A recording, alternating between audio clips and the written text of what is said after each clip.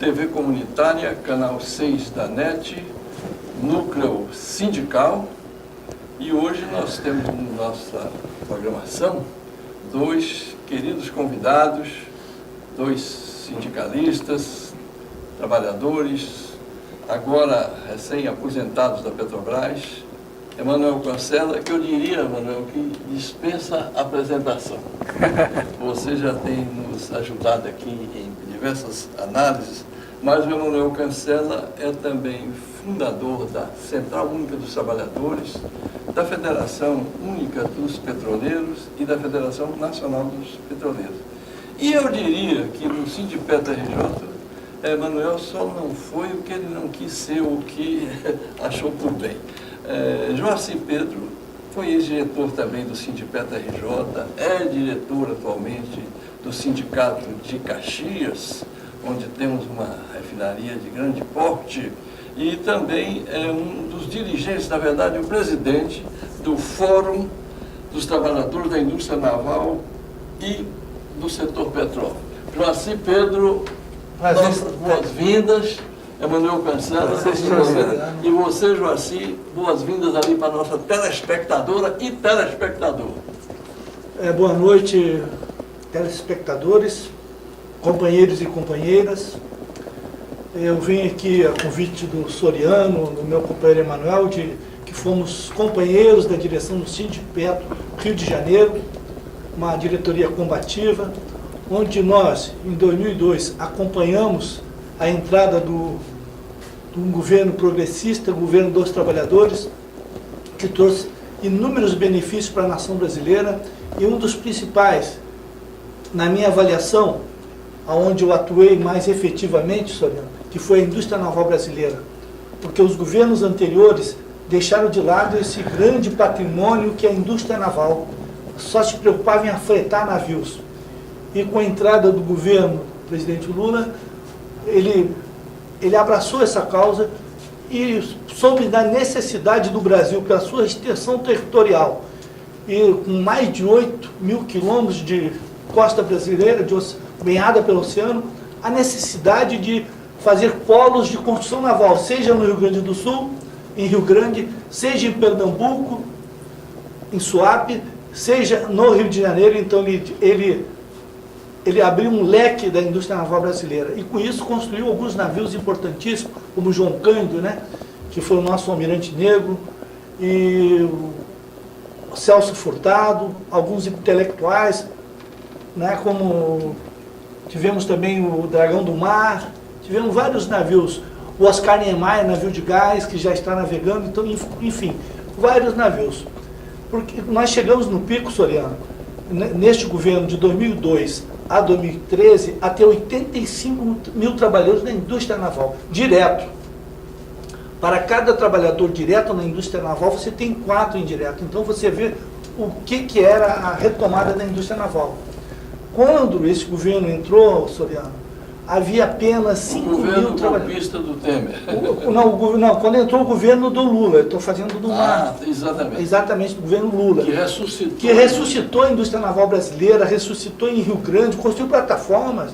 Diziam que o povo brasileiro não tinha know-how para construir plataformas e nem eram preparados. E ele provou com isso que nós tínhamos condições de construir plataformas no Brasil.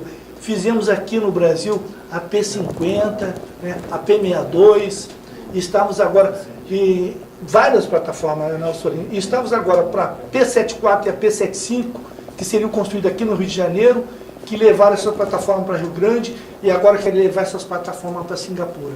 Quando o governo golpista entrou, o governo Temer, esse governo golpista, que não tem legitimidade para assinar documento nenhum, porque ele entrou através de um golpe, ele acabou com a indústria naval brasileira. Então, de 85 mil trabalhadores, Fabiano, hoje nós temos apenas 8 mil trabalhadores no Brasil inteiro. Então você abriu um polo de construção naval em Manaus, na Bahia, em Serra de Paraguaçu, em Suape, em Rio Grande, você teve 15 mil trabalhadores direto no estaleiro de Rio Grande, São José do Norte, construindo plataformas e navios. Então, Soriano, Eu espero que esse governo golpista saia, que entre um governo nacionalista, um governo que seja patriota, que possa fazer a retomada da indústria naval brasileira. Obrigado, Joacim. Eu queria também um depoimento do Emanuel Cancela. Nós todos aqui temos um enorme orgulho, no bom sentido, de ter trabalhado na Petrobras.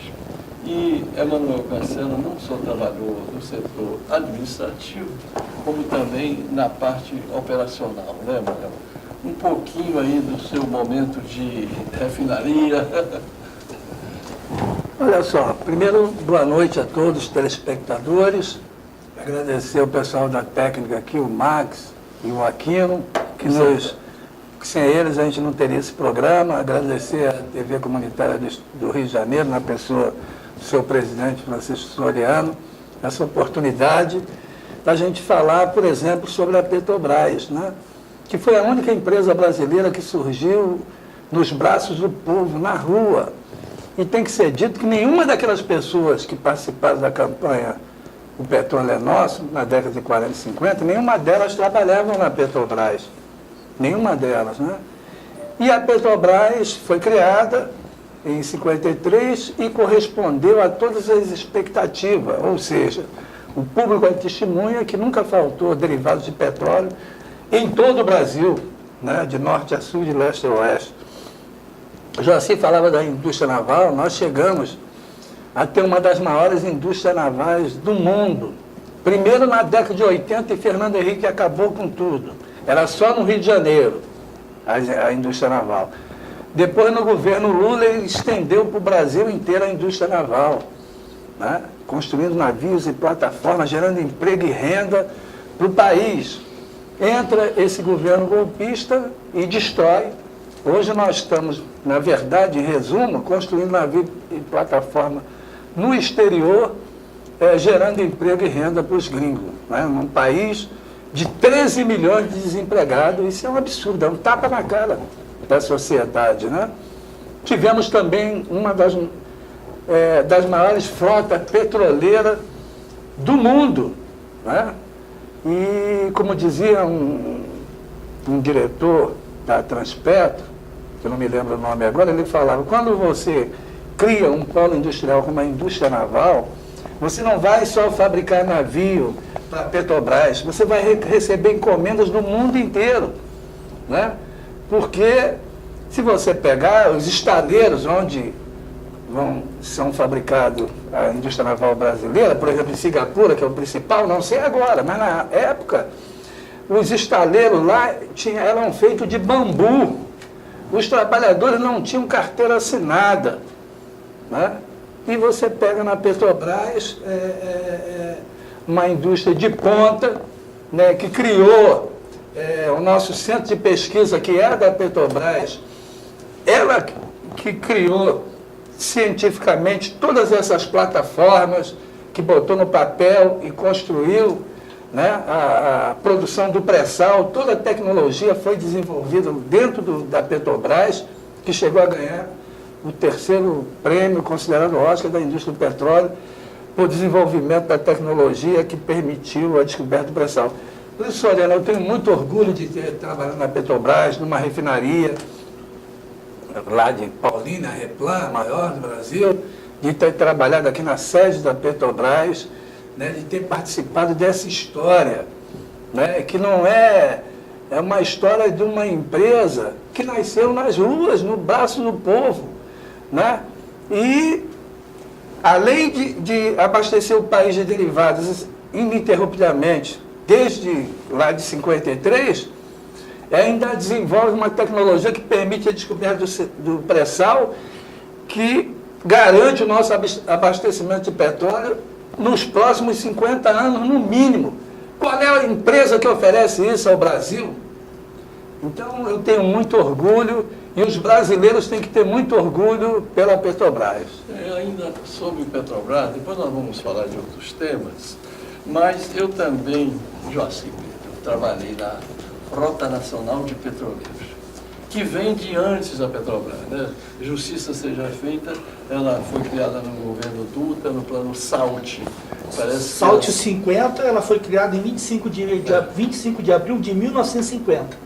3 anos depois. Salte significa saúde, alimentação e transporte. Era o famoso Salte 50. Plano Salte, né? Modesto trabalhou lá também, Todo Modesto Silveira, grande lembrança. E me parece que ela já foi a terceira maior frota do mundo. Perfeito. Né? Com mais de 80 navios, né? Ela teve na terceira colocação de frota de navios petroleiros. Teve uma época, Soriano, que havia os conflitos no Golfo Pérsico, né? E havia necessidade de construir navios de grande porte. Então nós tínhamos Felipe Camarão, né? Cairu. Qual era a capacidade? Era de 2 milhões de barril de petróleo. 2 milhões? 2 bilhões de barril de petróleo. 2 milhões? 2 milhões de barril de petróleo. Era o chamado superpetroleiro. Superpetroleiro, porque era uma área de conflitos e você tinha que você não podia ter uma frequência muito grande. O canal de Suez fechado. Então o canal de Suez fechado, os navios de lá abasteciam e traziam petróleo para o Brasil. Então, hoje, o nosso consumo está em perto de 2 milhões, algumas coisas. Então, naquela época, esses navios abasteciam o Brasil por 2, 3 dias, um navio daqueles. Então, nós tínhamos 6 navios fazendo esse percurso.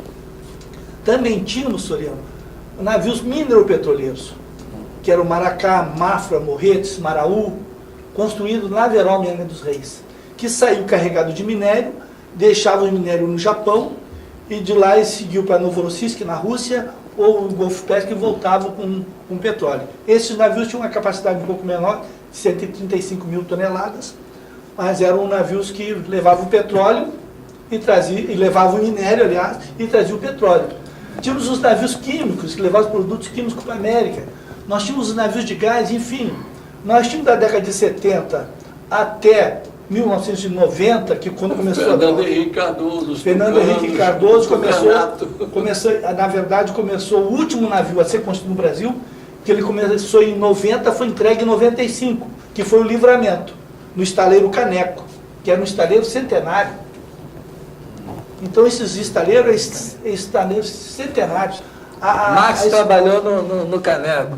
O Max trabalhou no Caneco, então ele sabe a história do Caneco. Mas ele tomava chopp lá com o Caneco também. E tinha também a que veio para o Brasil, a Escavagima do Brasil, que se instalou aqui, uma Escavagima do Brasil, que veio construir os navios aqui.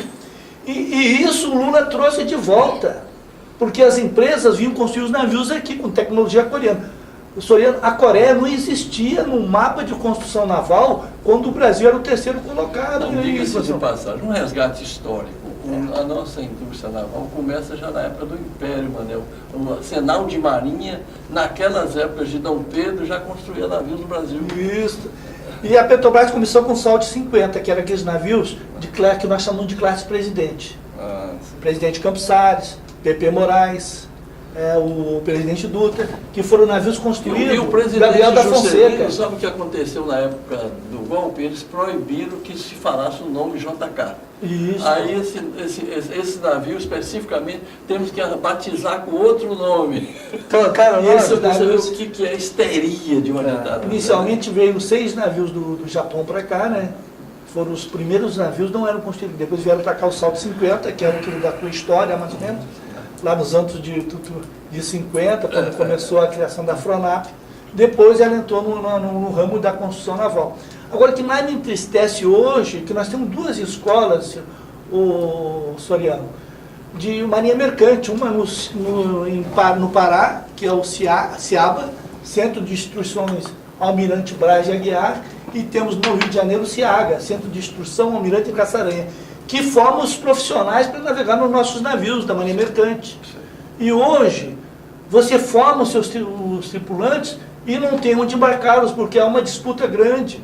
O Brasil, esse governo golpista, está trazendo os tripulantes peruanos, nada contra os peruanos, mas nós temos que, primeiramente, alocar os brasileiros, né, gerando emprego e renda aqui. Nós temos aí, Simão, graças a Deus, Simão, desculpa, Soriano. Graças a Deus, Soriano. Fizeram um levantamento lá em Laguna, Santa Catarina. Quantas famílias eu tinha embarcado nos navios brasileiros? Fizeram um levantamento. Tinha mais de 50. Fui homenageado com a medalha Anita Garibaldi lá, em Laguna, Santa Catarina. Fizeram o mesmo levantamento em Angra dos Reis. Fizeram um levantamento aqui no Rio. Então eu ganhei uma medalha na Câmara dos Vereadores do Rio de Janeiro. na Assembleia Legislativa do Rio, junto com o meu companheiro Emanuel, estava lá. Você é gaúcho e também ganhou o título de cidadão carioca. Do cidadão carioca, ser gaúcho, né? 41 anos aqui, ganhei do cidade do Imbé. Tudo isso na indústria naval brasileira, de você ter colocado essas pessoas para navegar. E hoje eu me entristeço que as pessoas me procuram e eu não posso fazer nada, Soriano, porque o desemprego nos nossos navios está gigantesco. O que você, marinheiro, moço, oficiais, agora estão... Veio aquele pool da construção naval, começaram a investir no engenheiro de construção naval, e formaram vários engenheiros de construção naval. Hoje estão desempregados, o Fernando Henrique, o Temer. Outra desgraça da Temer. época do Fernando Henrique foi o Lloyd brasileiro. O Lloyd brasileiro, que tinha mais de 100 navios, era até mais do que a FONAP, acabar com o Lloyd brasileiro, então, enfim, eles acabaram com a indústria naval brasileira. Acabaram com a nossa marinha mercante, que era um orgulho mundial. Então, Você que também sentou praça na Marinha, você foi marinheiro também. Eu tive a honra que agora em 2018, estou fazendo 43 anos de formado na Marinha, na época quando entrei, a Marinha de Guerra, né? Hoje é Marinha Brasileira, mas eu ainda entrei com os logos, Marinha de Guerra. Sabe cantar o Cisne Branco? De norte a sul. De norte a sul. Você sabe que está em 2 tons, né? Está em Lá maior, depois a segunda parte, Lá menor. É que eu sou ruim de cantar, né? Tu faz muito bem no acordeão isso aí, né? E você na viola também. Viola. Mas o Emanuel Cancela, e por que Lula é culpado disso tudo, hein? Quem manda ele querer que o Brasil seja autossuficiente em refinação, autossuficiente em asfalto, autossuficiente em construção de navios, de aviões? O Lula é culpado pelo pleno emprego, né? Foi o primeiro governo que o país chegou ao pleno emprego. É culpado de botar milhões de jovens da periferia, do morro e da favela, nas universidades. É culpado de ter tirado o Brasil do mapa da fome da ONU. É culpado de ter tirado 39 milhões de brasileiros da zona da pobreza. Culpado de pagar a dívida externa brasileira? Culpado de pagar a dívida com a FMI. Elevar o salário mínimo em termos de dólar, né? Ele eleva de 80 e poucos dólares para 300. Nunca chegava a 100 dólares. O grande desafio dos governos brasileiros, até a chegada do Lula, era colocar o salário mínimo em 100 dólares. Chegou a mais de 300. Né? Então, é a culpa do Lula. Né? Então, eles não querem deixar o Lula ser candidato, está mantendo ele preso, mas toda essa mise-en-scène é para impedir a candidatura dele. É como aquela frase do Lacerda para Getúlio. Não pode ser candidato, se for candidato não pode fazer campanha, se fizer campanha não pode ser eleito, se for eleito não pode tomar posse, e se tomar posse não pode governar. É o que eles estão fazendo com o Lula.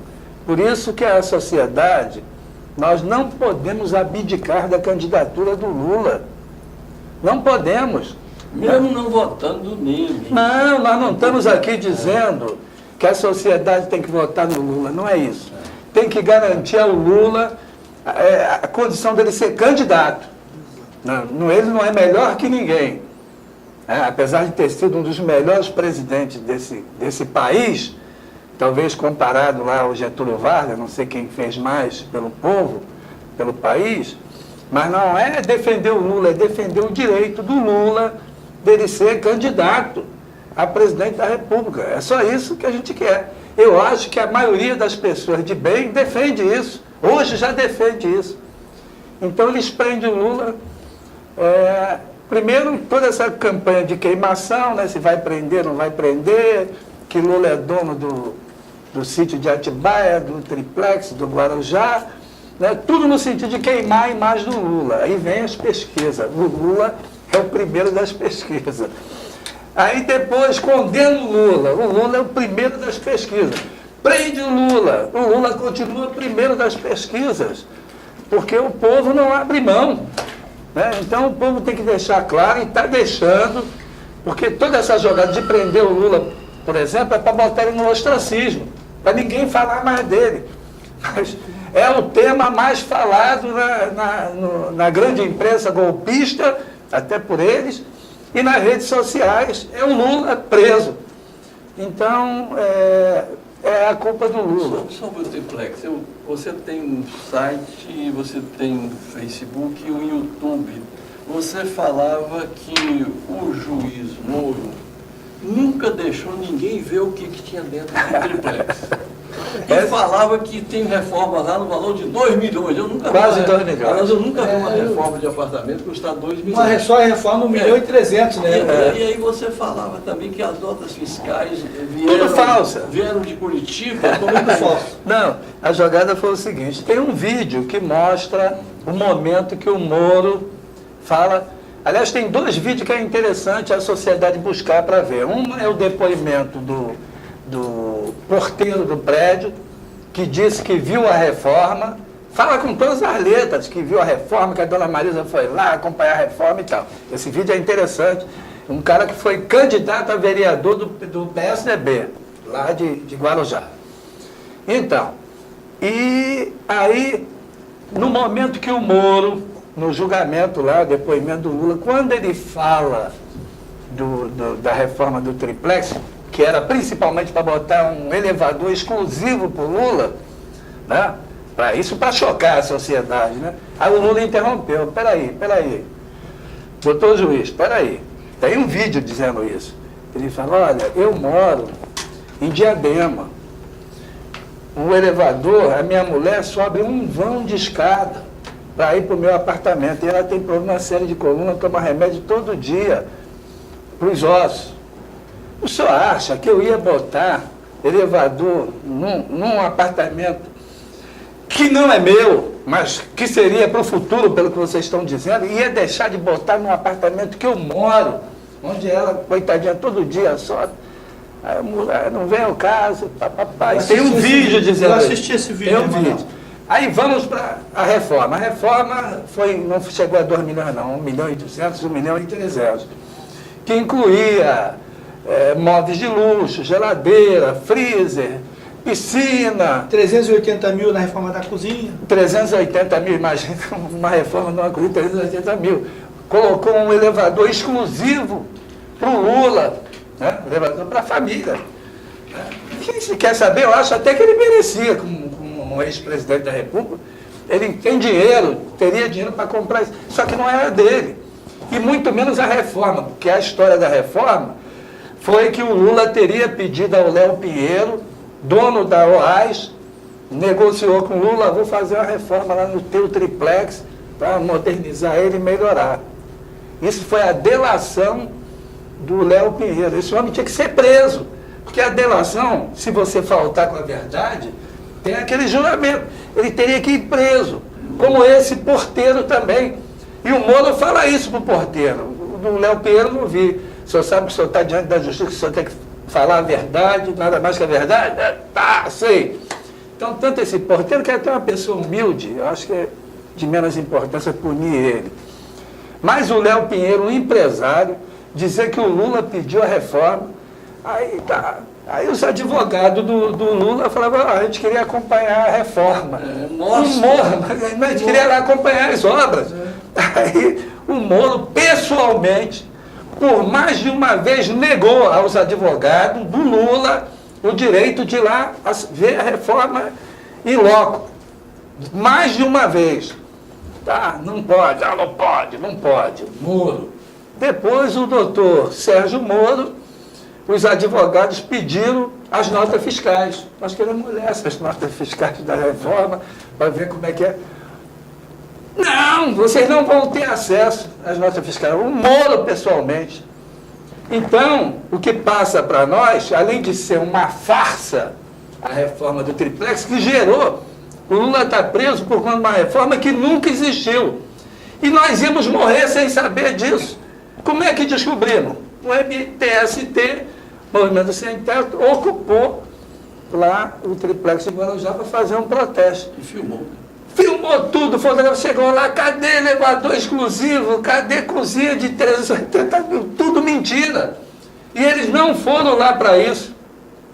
E as notas fiscais? E as notas fiscais tudo falsas. Emitido em Curitiba. E de Curitiba, como é que uma obra pode até acontecer de um material ou outro, numa obra em São Paulo, né, você buscar lá, esse material só tem em Curitiba.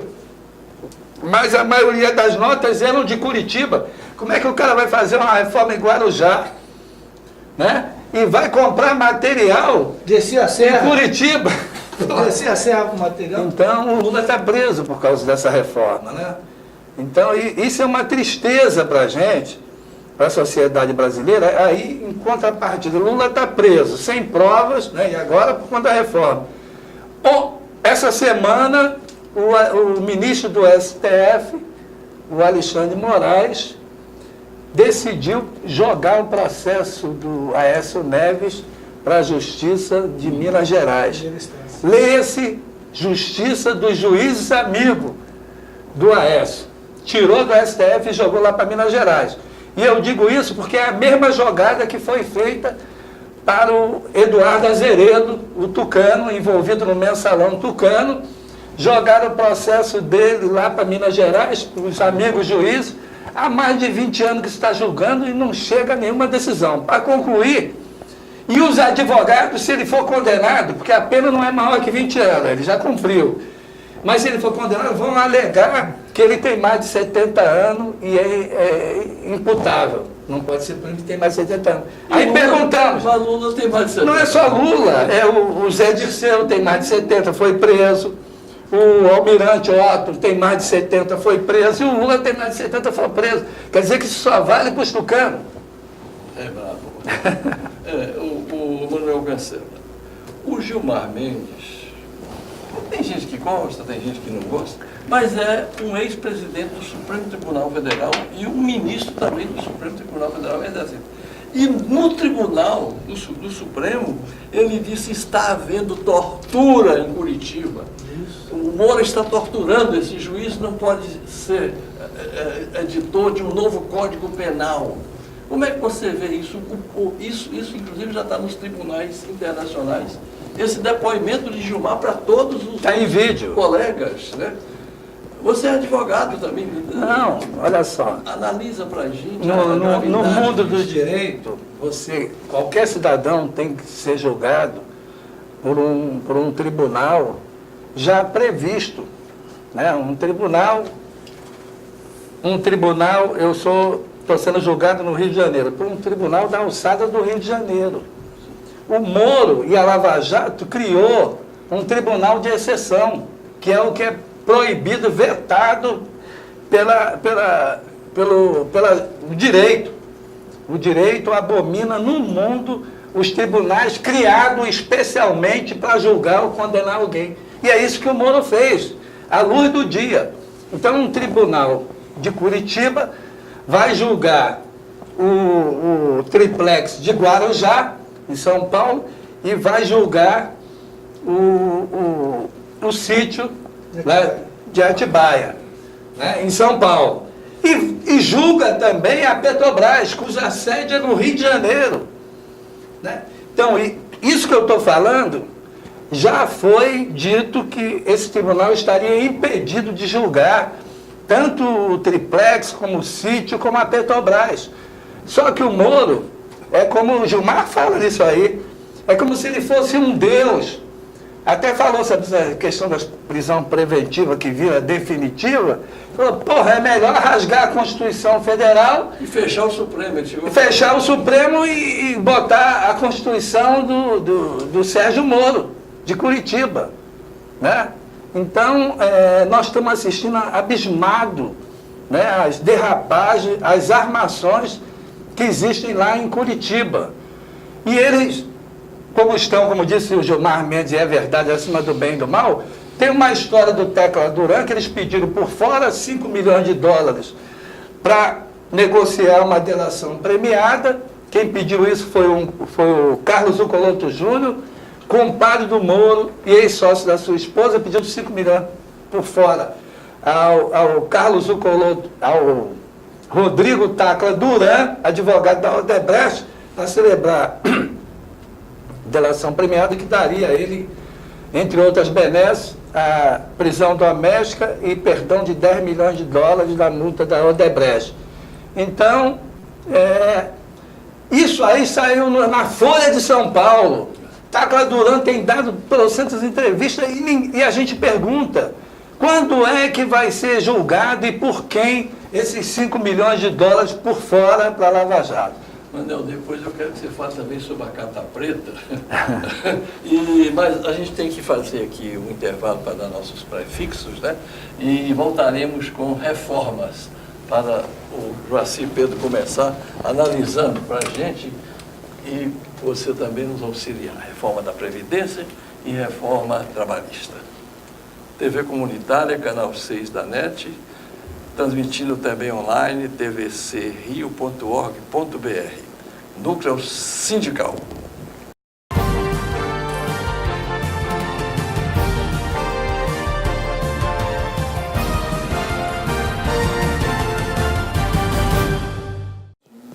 Voltamos ao programa do Núcleo Sindical da tvcrio.org.br, que transmite também NET Rio, canal 6. Conosco aqui, 2 convidados, 2 bravos sindicalistas, Emanuel Cancela e Joacir Pedro. Joacir Pedro, começando por você, vamos falar um pouquinho das deformas, né? Que alguns assim chamam, do presidente Temer. Uma já aprovada pelo Congresso, que a gente sabe muito bem, dos 300 picaretas, aqui assim, Lula assim os batizou, né?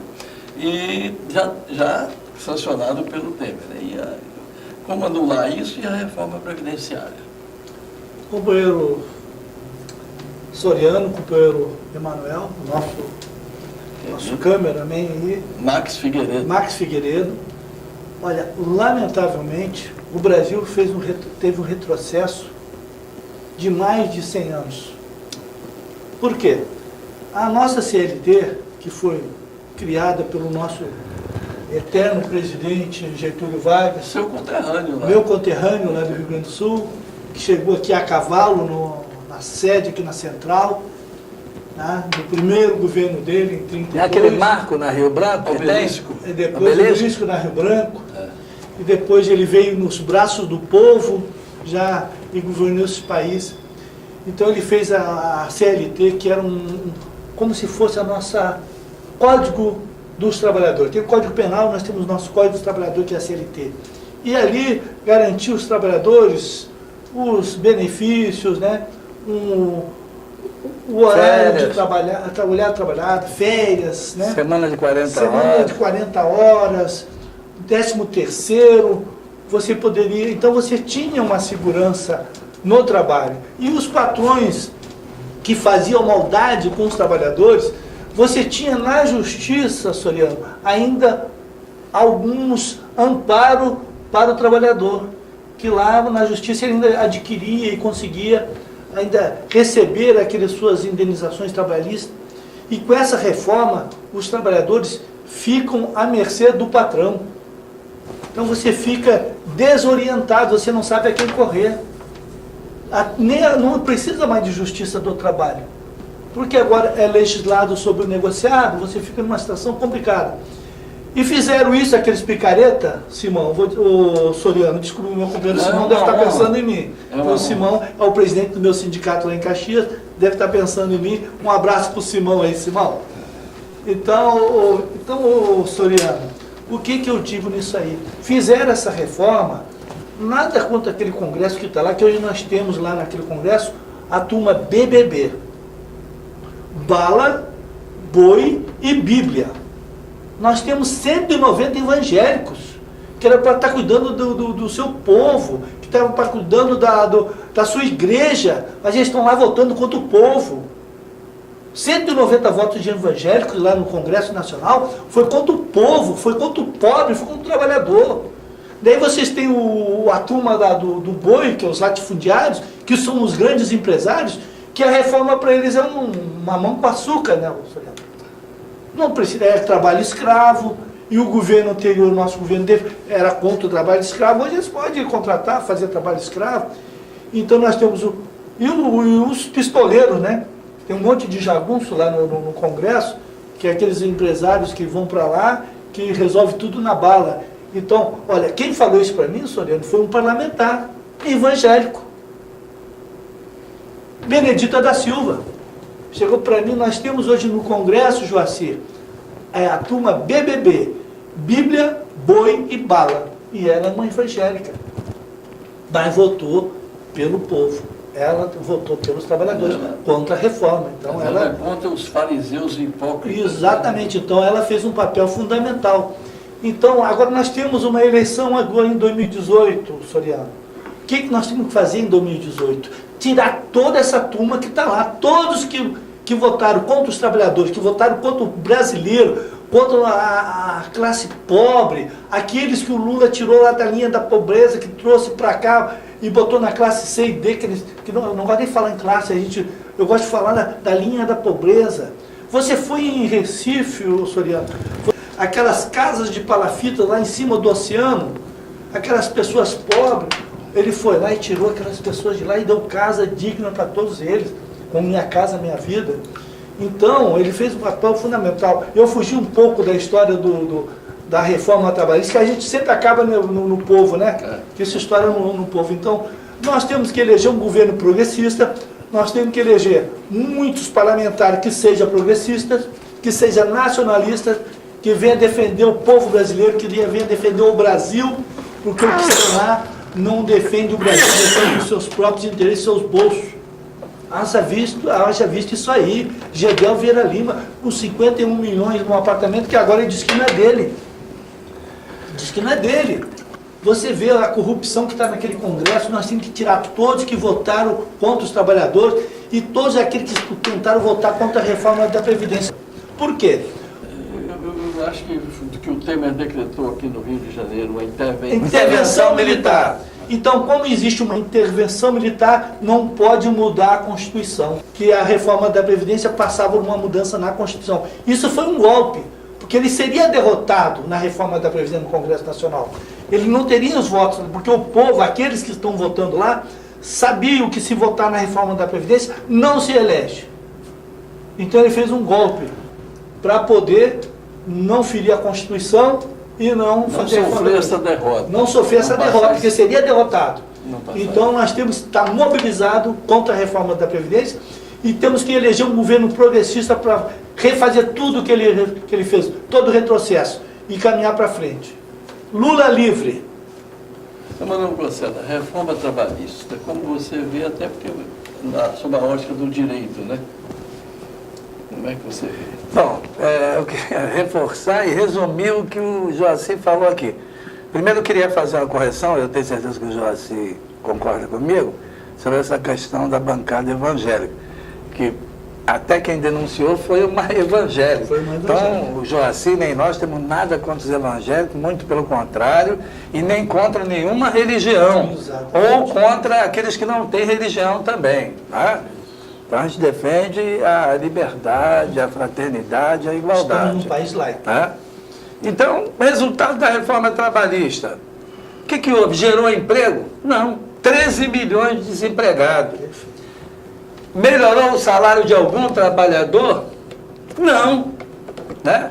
Aliás, professores, policiais, bombeiros ficaram sem salários. E outras categorias de funcionário público. Então, essa reforma é um fiasco. Em resumo, eu quero dizer que, além da gente ter um compromisso com os candidatos progressistas, né, com Lula, Ciro Gomes, Manuela, né, o próprio Boulos, de revogar todas essas ações do temeroso, né, porque ele é um presidente golpista.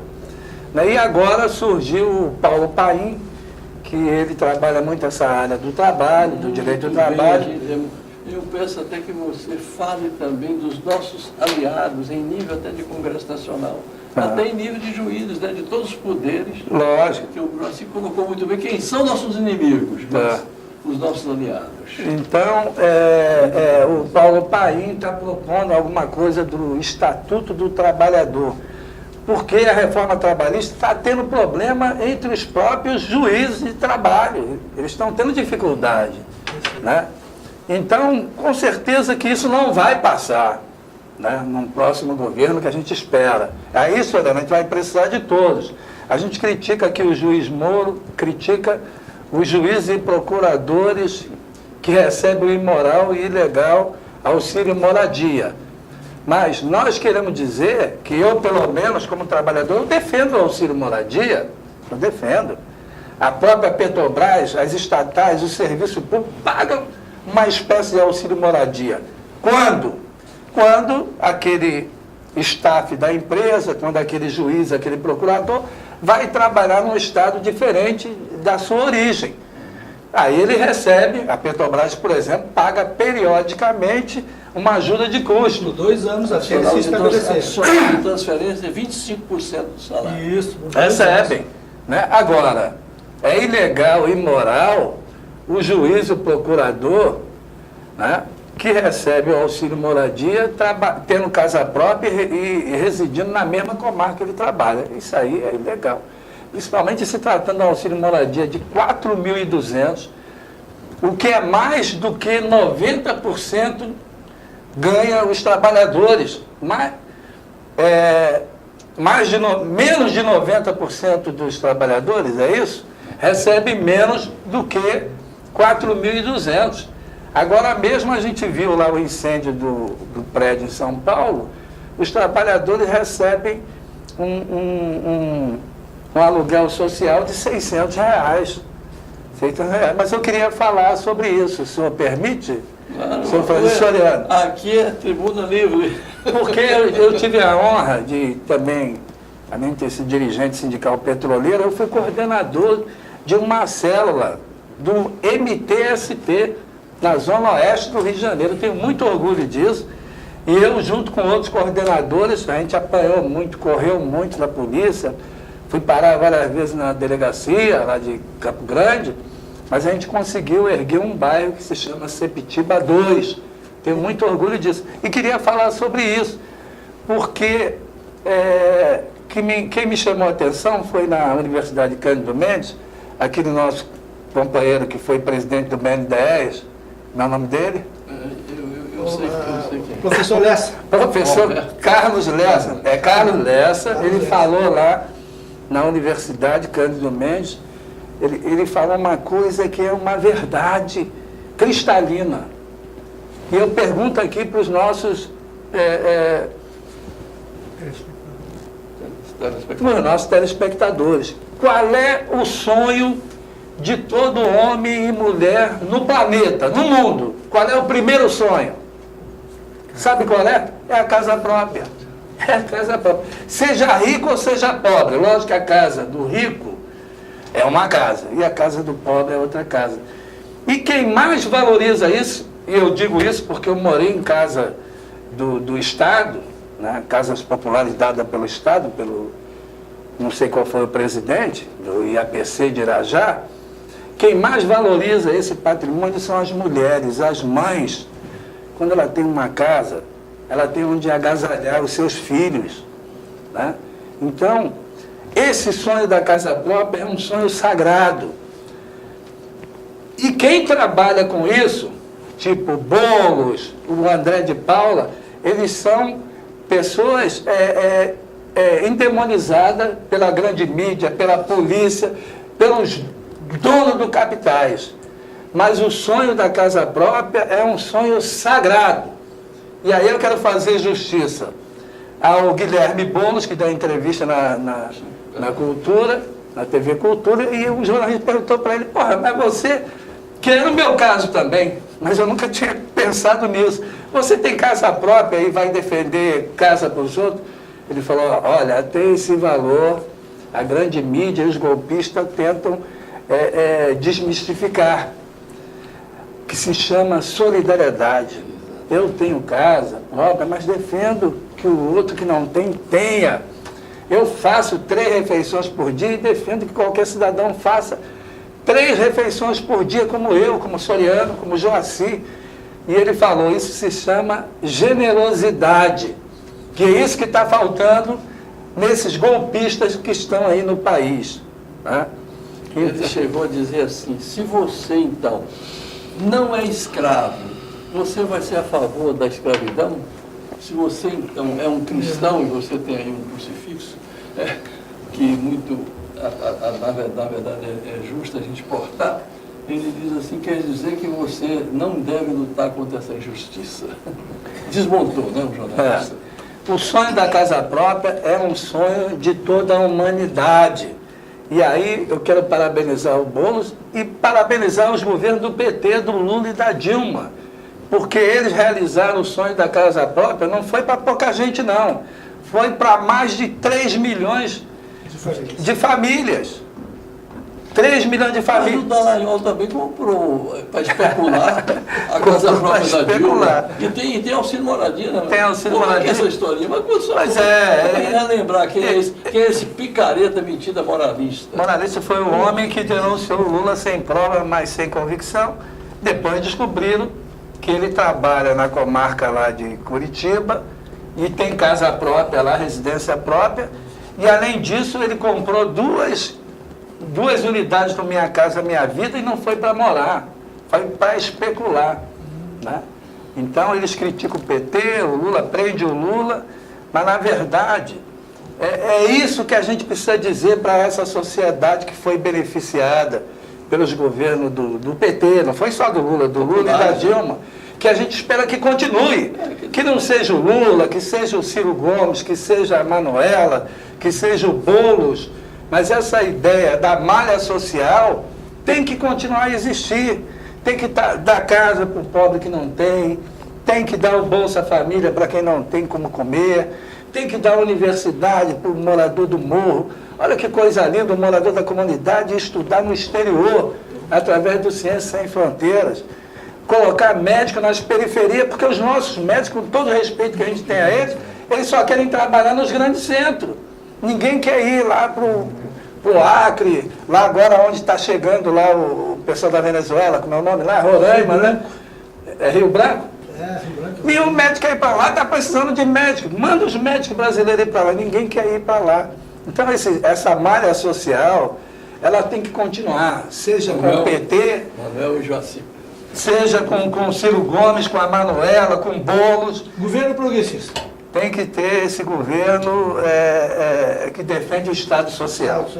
Agradecer vocês terem aceitado o convite de vir mais uma vez aqui. Você está convidado a vir outras vezes. O Manuel sabe que aqui as portas já são escancaradas para ele, as suas análises corajosas sobre tudo. Vocês, Joacim, tem 3 minutos para dizer ao povo brasileiro como a gente se unir para poder fazer justiça, para poder conseguir finalmente avançar socialmente esse país. Você e a Manuel Cancela. Primeiro agradecer a você, Soriano, pelo convite, né? Acho que me senti muito glorificado. E o Emanuel Cancela lembrou bem no início, não tem nada contra os evangélicos, até porque eu tenho muitos amigos evangélicos. Eu digo, repito, foi com uma evangélica que denunciou o que está acontecendo no Congresso. Eu acho que aquele que usa o nome de Deus em vão, né? Acho que Deus prepara alguma coisa para ele. Né, Soriano? Então eu já tenho minha religião, respeito todas as religiões, né? E entro em todas as casas que sejam religiosas, até na Umbanda eu já entrei, que meu pai era da Umbanda, ia lá na Umbanda, já entrei, fiz casamento em igreja evangélica, participei de encontro de casais de igrejas evangélicas.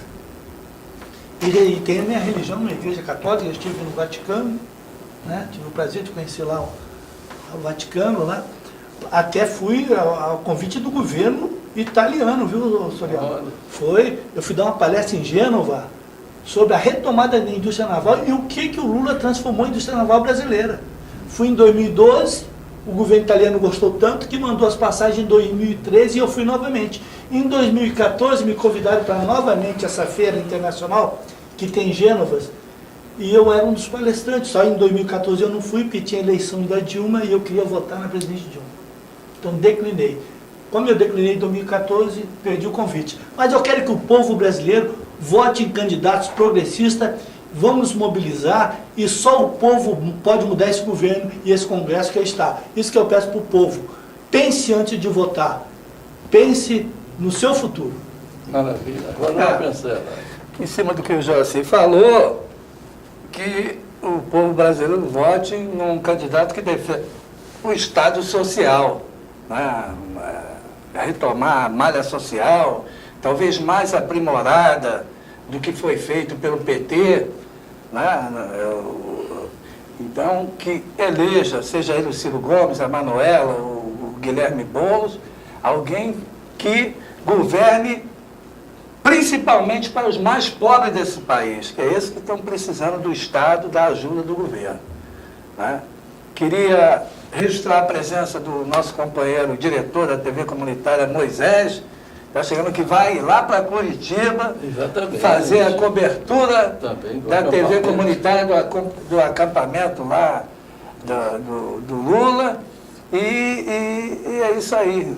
Garantir ao Lula o direito de ele ser candidato, independente de que você vote no Lula ou não, mas você, como uma pessoa de bem que está nos ouvindo, tem que trabalhar para garantir que o Lula seja candidato. Só isso, né, que ele tem esse direito. E que vença o candidato que defenda, como eu falei, o Estado social. Eu sinto, Emanuel, ouvindo vocês, Joaci e Emanuel Cancela, que a gente, de repente, está, talvez, assim, na iminência de termos uma nova campanha das diretas, a campanha do Petróleo é Nosso, que reuniu civis e militares numa unidade nacional, reuniu do cardeal ao cacique, né? E de um movimento exatamente por justiça, não somente social, por um humanismo em que a gente vai garantir a todos os brasileiros o direito de ser candidato e de votar, como é o caso, por exemplo, do companheiro Moisés, que vai lá cobrir o acampamento do Lula. Não é pelo Lula, é pela democracia brasileira. O brasileiro tem direito de escolher quem ele quiser, não é o juiz que vai eleger presidente da República ou retirar presidente da República.